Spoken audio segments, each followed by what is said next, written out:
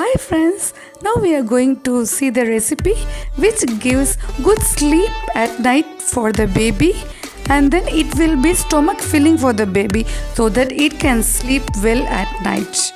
Come, let's see the recipe. First we have to take a quarter apple. We have to peel the skin and we have to grate it and keep it aside. Then we have to grate 2 almonds and keep it aside. Then we have to take half cup of rava and then we have to dry roast it in the pan. We have to roast it well.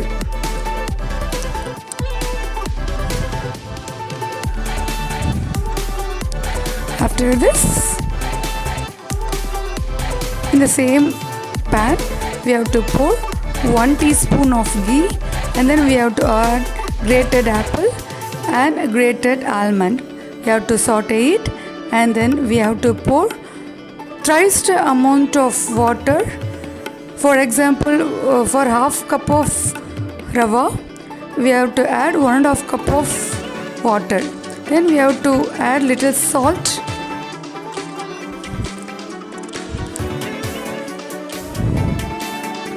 Then once the water comes to boil, we have to add the roasted rava.